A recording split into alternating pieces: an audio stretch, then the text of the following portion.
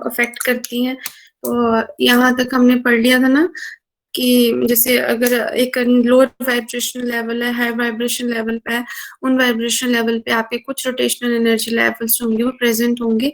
तो उन रोटेशन जब वो ट्रांजिशंस होती हैं तो आपके पास क्या बनती है, पी क्यू आर ब्रांच जो है वो आपकी जो है वो बनती है। When your delta J is equals to +1 it corresponds to your R branch, when delta J is equals to -1 it corresponds to your P branch. ठीक है, ये पढ़ लिया था ना हमने। Yes ma'am. यस ठीक मैम। है, अब देखो इस तरह से ये जो मैंने आपको उस दिन में कुछ डायग्राम्स होती है वो शो की थी, और उसमें मैंने आपको बताया था कि जो रोटेशनल कांस्टेंट है बी, वो क्या होगा। ऐसे तो रोटेशनल कांस्टेंट बी जो है वो क्या होना चाहिए, चेंज होना चाहिए when we move from the ground vibrational level to the higher vibrational level। लेकिन बोर्न अपन हम एजम्पशन के अकॉर्डिंग हमने बी को क्या लिया है, कांस्टेंट लिया है। Means B is constant for all vibration levels. ठीक है, सिलेक्शन रूल क्या है आपका, delta V can be equal to +-1 +-1 delta J is equal to +-1। ठीक है, अगर डेल्टा v इक्वल्स टू 0 हो जाता है, इसका मतलब क्या है, डेल्टा v इक्वल्स टू 0 का क्या मतलब होगा कि वो आपके वाइब्रेशनल एनर्जी लेवल में चेंजेस नहीं हो रही है, वो आपके सिर्फ रोटेशनल एनर्जी लेवल पे ही चेंजेस हो रही है। मतलब जो वाइब्रेशन जो ग्राउंड एनर्जी लेवल है v इक्वल्स टू 0, वहीं से ट्रांजिशन हो रही है j से 1, मतलब j इक्वल्स टू 0 से 1 पे, 1 इक्वल से 2 पे, 2 से 3 पे, 3 से 4 पे, इस तरह से इसका यही मतलब है ना, है ना, है ना। Delta V, when your delta V equals to 0, उसका क्या मतलब होगा, your purely rotational spectra, right. Yes ma'am. है ना। तो जो आपके वाइब्रेशनल चेंजेस हैं, they all must accompanied by your rotational changes. ठीक है, तो आपकी ये जो है वो एक दूसरे को अफेक्ट करते हैं। अब इस स्पेक्ट्रम को हम एनालाइज करेंगे। आपको ये सारा आपको समझ आ गया ना। आपने थोड़ा सा, मैंने आपको बोला था पढ़ना भी, आपने पढ़ा था ना पी ब्रांच, क्यू ब्रांच और आर ब्रांच में पढ़ा था आपने, पढ़ा था तुम लोगों ने। ठीक है, मत दो रिस्पॉन्स। ठीक है, अभी देखो ये जो आर ब्रांच है, आर ब्रांच जो है कहाँ से कहाँ जाएगी, 0 to 1 जा रही है फर्स्ट लाइन, तो इसको नाम क्या दिया है, R0 ब्रांच। तो जब 1 से 2 जा रही है तो उसको नाम दिया है R1। जब 2 से 3 जा रही है ट्रांजिशन, तो आपको नाम दिया है R2, R3 एंड R4, इस तरह से। तो ये जो आपकी नेमिंग होगी ना, आपकी बुक में भी आपने जो ग्राफ दिया होगा उसकी नेमिंग जो होगी वो इस तरह से स्टार्ट होगी। R0 मतलब आपकी फर्स्ट आर ब्रांच। तो R0 का मतलब ये है कि आपकी जो है वो j equal to 0 to j equal to 1 पे ट्रांजिशन हो रही है। ठीक है, इसका ये मतलब है। तो जब हम P ब्रांच की बात करते हैं तो वहां पे P1, P2, P3, P4 है, P0 नहीं है। क्योंकि P1 इसलिए है क्योंकि वो J 1 से स्टार्ट हो रही है, 1 से 0 जा रही है, 2 से 1 जा रही है। ठीक है, कहाँ से आपकी ट्रांजिशन स्टार्ट हो रही है, वो आपका ये जो नंबरिंग है नीचे आपके सबस्क्रिप्ट में, वो ये इंडिकेट कर रहा है। ओके, तो जब आपकी R की हम बात करते हैं तो वो 0 से स्टार्ट हो रही है, क्योंकि वहां पे डेल्टा जे क्या है, +1 है ना, तो यहाँ से स्टार्ट हो रही है R0, R1, R2, R3, R4। जब आप P ब्रांच की बात करते हैं तो वो स्टार्ट है P1 से, क्योंकि आपकी जहाँ से ट्रांजिशन स्टार्ट हो रही है वो है J equals to 1। Okay, yes ma'am. ठीक है। उसके बाद ये सिलेक्शन रूल है। तो अब हम अब कुछ ऐसे एक्सप्रेशन डिराइव करते हैं कि एनर्जी का क्या एक्सप्रेशन होगा, और जो हमारी रोटेशनल जो हमारी स्पेक्ट्रल लाइंस हैं उनमें एनर्जी गैप जो है वो क्या होगा। तो कंसीडर करते हैं कि जो हमारा जो लोअर वाइब्रेशनल लेवल है, that is nu equals to 0, उसमें जो आपके रोटेशनल एनर्जी लेवल्स हैं, रोटेशनल एनर्जी लेवल्स जो है उसको कंसिडर कर लेते हैं, that is your J double dash. और आपका जो हायर वाइब्रेशनल लेवल है V इक्वल टू 1, उसमें जो आपके रोटेशनल लेवल है उसको डेजिग्नेट किया हमने J डैश से। ओके, तो J डबल डैश आ गया आपका लोअर वाइब्रेशन लेवल में जो आपकी रोटेशनल एनर्जी लेवल है, और J सिंगल डैश जो है वो आपका इंडिकेट करेगा हायर एनर्जी लेवल्स के ट्रांजिशन रोटेशनल एनर्जी लेवल्स को। ओके, अब हम कंसीडर करते हैं कि जो ट्रांजिशन है वो कहाँ से कहाँ हो रही है, v इक्वल्स टू 0 से v इक्वल टू 1 पे जो है वो आपकी ट्रांजिशन हो रही है, ठीक है। v इक्वल्स टू मतलब आपके ग्राउंड वाइब्रेशनल लेवल से आपके फर्स्ट वाइब्रेशन लेवल पे ट्रांजिशंस हो रही हैं। तो जब हम इन दोनों का एनर्जी डिफरेंस निकालेंगे तो क्या आ जाएगा, एनर्जी डिफरेंस क्या होगा, energy of the higher energy level minus energy of the lower energy level. तो हायर एनर्जी लेवल पे आपका जे क्या है, डैश, जे डैश, और v इक्वल्स टू क्या आपका 1 है ना। Yes. Yes, ma'am. हम्म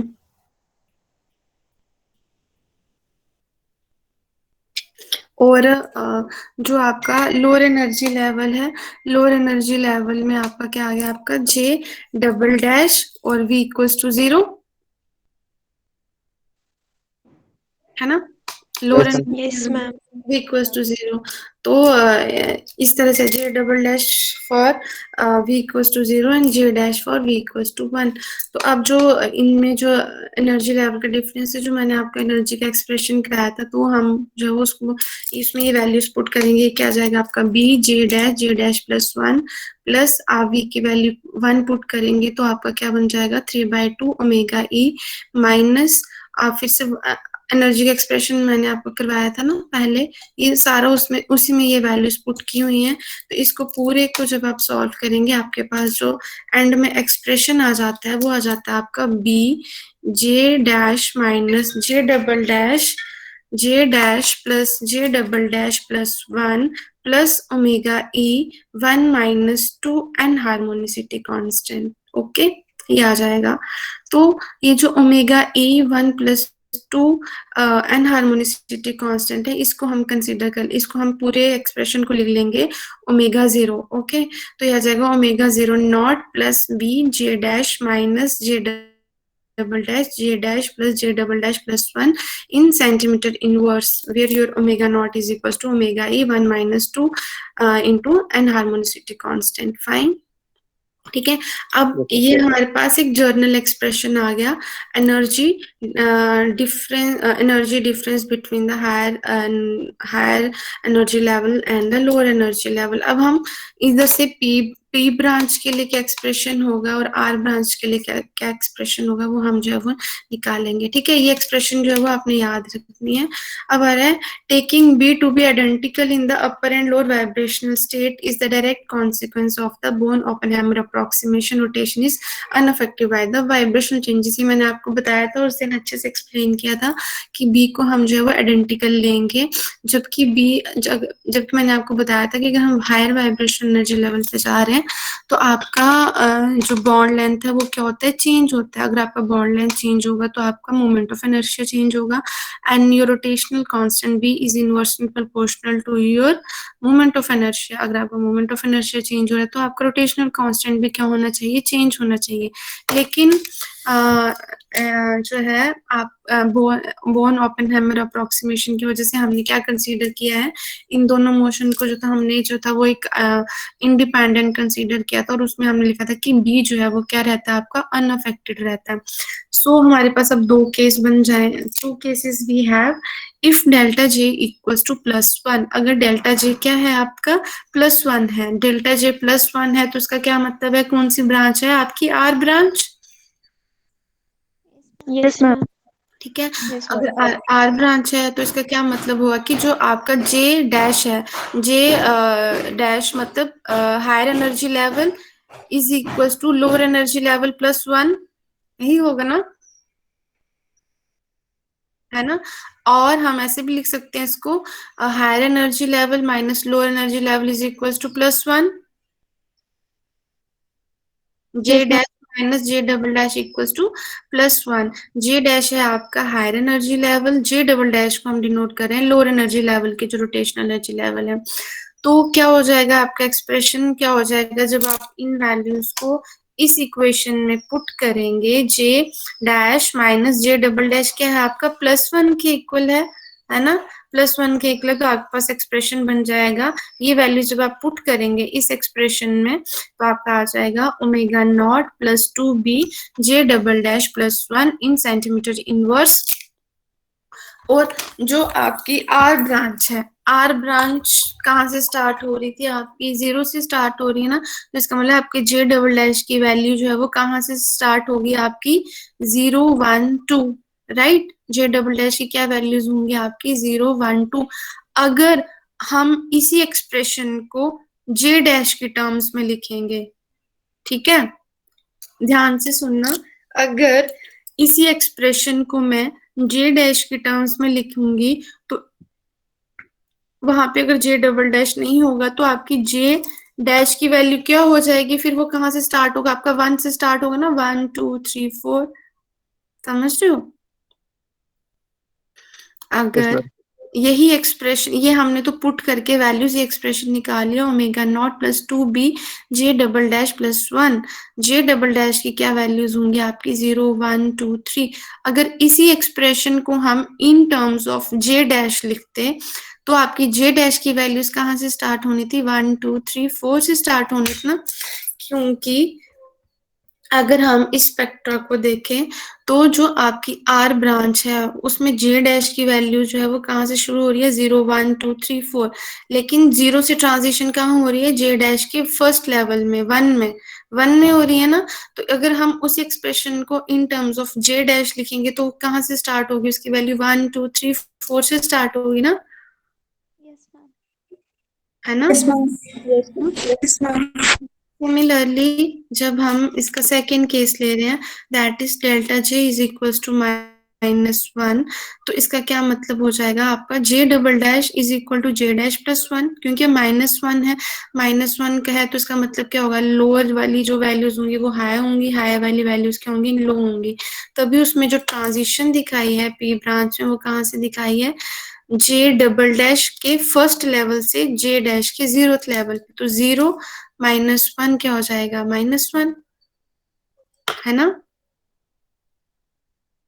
Yes, ma'am. ठीक है, तो तो ये आपका क्या हो जाएगा, यहाँ पे हो जाएगा आपका J double dash is equal to J dash plus 1 और J dash minus J double dash equals to -1। तो ये वैल्यू जब आप अपर वाले एक्सप्रेशन में पुट करेंगे तो आपका बन जाएगा ओमेगा नॉट -2b जे डैश प्लस 1 सेंटीमीटर इनवर्स। और जे डैश की वैल्यूज कहाँ से स्टार्ट हो रही है आपकी, 0 से, 0 1 2 3।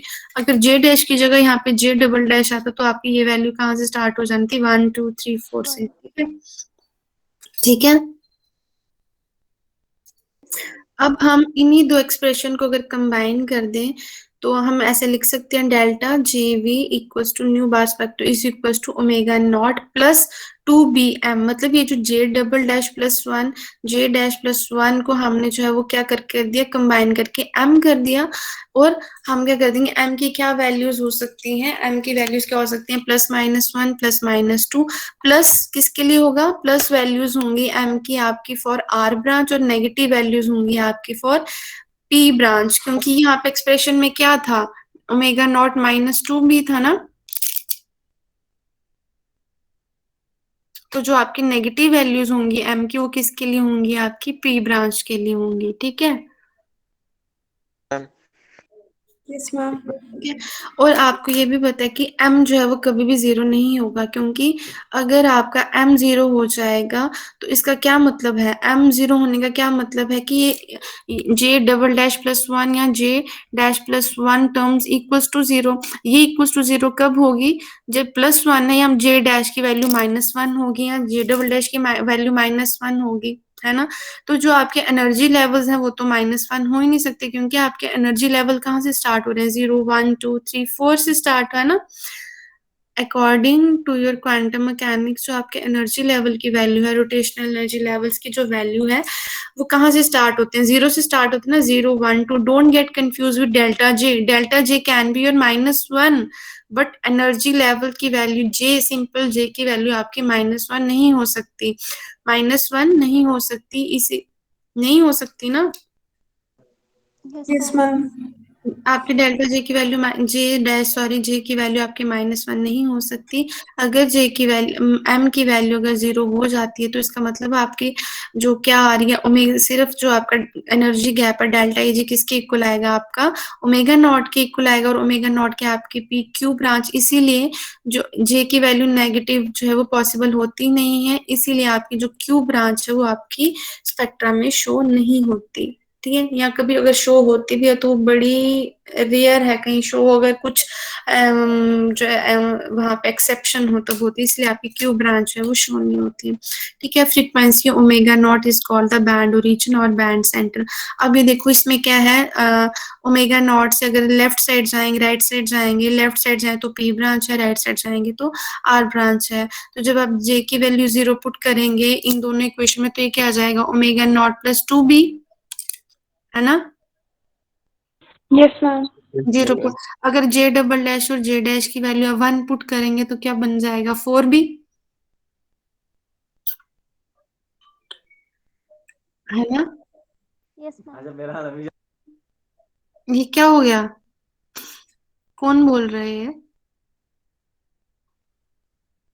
अगर हम जे डबल डैश और जे डैश की वैल्यू इनमें 0 पुट करेंगे तो ये क्या बन जाएगा, एक साइड +2b, एक साइड आ जाएगा -2b, है ना।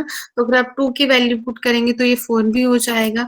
तो इसका क्या मतलब है कि ये जो आपके और बैंड ओरिजिन से आपके जब हम आर ब्रांच वाली साइड मूव करेंगे तो कंसेक्यूटिव लाइंस जो है इनके बीच का गैप कितना होगा, 2b 2b 2b, और राइट लेफ्ट साइड भी कितना गैप होगा, पी ब्रांचेस में भी आपका 2b 2b होगा। और अगर हम ये बोलें कि फर्स्ट पी ब्रांच और फर्स्ट जो आपकी आर ब्रांच है उन दोनों के बीच का क्या गैप है, तो वो क्या हो जाएगा आपका 4b हो जाएगा, है ना। ठीक है, Yes, ma'am. तो इस तरह से आपको कोई न्यूमेरिकल आता है तो आपने 4b या 2b की ये जो वैल्यूज है ये आप यूज करेंगे और आप यहाँ से अपने डायरेक्ट न्यूमेरिकल जो है वो कर सकते हैं, तो ये आपने याद रखना है। ठीक है, सो इक्वेशन 3 जो है वो क्या रिप्रेजेंट कर रही है, आपकी combined vibration rotation spectrum. So it consist of equally spaced lines 2b, दोनों साइड जो है ना on each side of the band origin omega naught, but since m cannot be equals to 0, so line at omega naught will not be appear, okay। Yes, ma'am. ठीक है, Yes, ma'am. जो आपकी low frequency वाली sides आएंगी, lines to the low frequency side of omega nought, this will form your P branch because delta J equals to -1, और जो आपकी high frequency वाली साइड आएंगी वो आपकी होंगी आर ब्रांच। सो अगर डेल्टा जे -2 है, -1, तो आपकी बन जाएंगी O P Q R S branch है वो आपकी बन जाएगी। हमने जो था कंसीडर किया था कि जो सेंट्रीफ्यूगल डिस्टॉर्शन कांस्टेंट को हमने पहले कंसीडर नहीं किया था। अगर हम सेंट्रीफ्यूगल डिस्टॉर्शन कांस्टेंट को भी जो है वो कंसीडर करते हैं तो आपके पास एक्सप्रेशन ये बन जाता है omega nought plus 2bm minus 4dm³ centimetre inverse. ठीक है, और m की क्या वैल्यू रहेगी, +-1 +-2 +-3। अब उसने बोला कि जो b की वैल्यू होती है मैक्सिमम ये 10 सेंटीमीटर के अराउंड होती है, और जो सेंट्रीफ्यूगल डिस्टॉर्शन होता है that is equal to 0.01% of B. तो इसका मतलब 0.01% of B means very very very less value as compare to B, है ना। Yes, Yes, ma'am. और ma'am. जब भी कोई इंस्ट्रूमेंट होता है उसकी अपनी एक एक उसका स्केल होता है कि वो मिनिमम कितनी वैल्यू जो है वो मेजर कर सकता है। जैसे आपके पास सिंपल एक स्केल होता है, स्केल में आप 1 सेंटीमीटर की लाइन ड्रॉ करते हैं, आप उसमें छोटी से छोटी कितनी लाइन ड्रॉ कर सकते हैं। उसमें क्या होता है 1 सेंटीमीटर के बीच में उसमें 10 वो स्केलिंग हुई होती है ना, 10 डिविजन्स होती हैं 1 सेंटीमीटर की। Yes, ma'am. Yes, तो आप ma'am. मिनिमम कितना उसमें मेजर कर सकते हो, 0.1 सेंटीमीटर मेजर आप कर सकते हो, है ना। Yes, ma'am.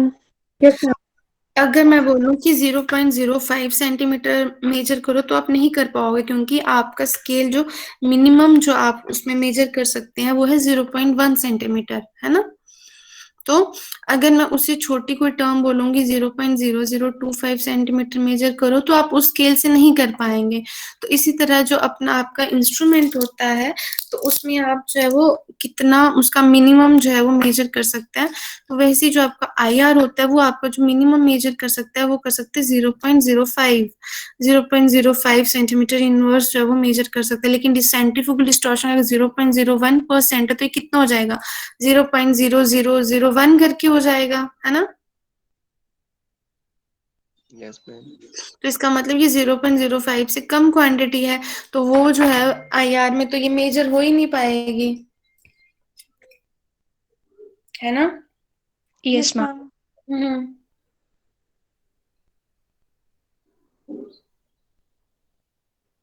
तो ये तो जो है वो नहीं कर सकता वो मेजर। तो इसीलिए जो सेंट्रीफ्यूगल डिस्टॉर्शन को हम जो है वो नेग्लिजिबल कंसीडर कर सकते हैं, लेकिन हम एन हार्मोनिसिटी फैक्टर को नेग्लिजिबल नहीं करते हैं, क्योंकि ये आपकी जो बैंड ओरिजिन की पोजीशन है ये उसमें कंट्रीब्यूट कर रहा है, ठीक है। तो ये जो आपको ओमेगा नॉट है, omega nought is equal to your omega E1 minus 2 XC की इक्वल है। तो इस एक्सप्रेशन में क्या आपका एन हार्मोनिसिटी कांस्टेंट क्या कर रहा है, आपका कंट्रीब्यूट कर रहा है, Yes, ma'am. है ना। तो इसीलिए आप एन हार्मोनिसिटी फैक्टर को जो है वो इग्नोर नहीं कर सकते, लेकिन आप सेंट्रीफ्यूगल डिस्टॉर्शन कांस्टेंट को जो है वो इग्नोर कर सकते हैं। ओके, ठीक है। So this is all about your OPQR branch, ठीक है। इसमें किसी ऊपर डाउट, इसमें किसी ऊपर डाउट। No ma'am. मैंने आपको बोला था कि फर्स्ट चैप्टर में से किस किस ने क्या पढ़ा हुआ है वो मुझे बताना। आपने फर्स्ट चैप्टर देखा था आपने? मैम यस वो मैम। डिसोसिएशन एनर्जी का फॉर्मूला आपने बताना था। हाँ मैं भूल गई, मैं आपको बता दूंगी। मुझे कोई मैसेज भी किया था किसी ने, पता नहीं मैम डिसोसिएशन एनर्जी।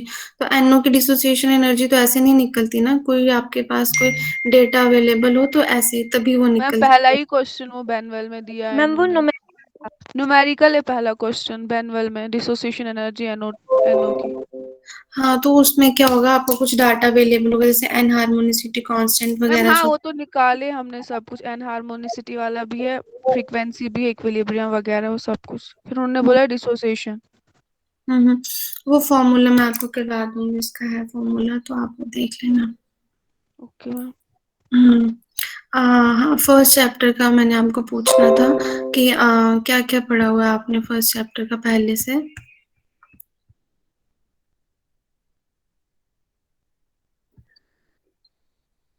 उस दिन तो आप बच्चे बोल रहे थे ना कि कुछ चीजें हमने पढ़ी हुई है। Yes ma'am. हम्म। मैम हमने नहीं पढ़ा है। जी। मैम हमने नहीं पढ़ा है ये। हाँ हम कोई बात नहीं संजीव, कोई बात नहीं। जैसे आपको इलेक्ट्रोमैग्नेटिक रेडिएशंस क्या होती हैं, जो मैंने आपको इस स्पेक्ट्रोस्कोपी स्टार्ट कराई थी तो मैंने उसमें थोड़ा सा हाँ ओवर, हाँ दिया था। है यस ना। मैम। हाँ। उस फैक्टराइजेशन क्या होती है, हाँ नहीं बोलते हैं जब बड़े बात करते हैं उनको, हाँ यस जी। यस यस मैम हाँ जी। लेकिन मैम जो ये है ना आगे दिया हुआ है फैक्टर इफेक्टिंग वाला कोलिजन बॉन्डिंग ये वगैरह हमने नहीं पढ़ा हुआ है। हाँ जी बच्चे, मुझे पता ही है आपने नहीं पढ़ा हुआ है, मैंने बोला आपको कुछ, आप मेरी बात तो सुनो पहले। Yes ma'am. तो इलेक्ट्रोमैग्नेटिक रेडिएशंस जो था ये मैंने आपको थोड़ा सा करवाया था, इलेक्ट्रोमैग्नेटिक रेडिएशंस क्या होती हैं, आपको एक पूरा एक चार्ट बनवा के दिया था, है ना, दिया था ना। क्वांटाइजेशन ऑफ एनर्जी क्या होती है ये भी मैंने आपको एक्सप्लेन किया था, बड़े अच्छे यस से मैम। एक्सप्लेन किया था, ठीक है।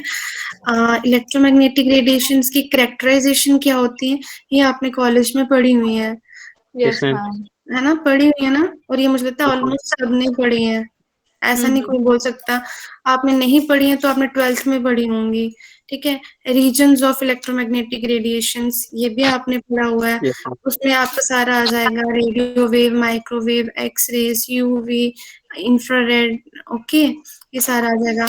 उसके बाद है आपका interaction of electromagnetic radiation with matter, ये बड़ा इजी टॉपिक है, मैंने आपको यस ये मैम। मैंने आपको थोड़ा सा स्टार्टिंग में आपको समझाया भी था कि क्या होता है।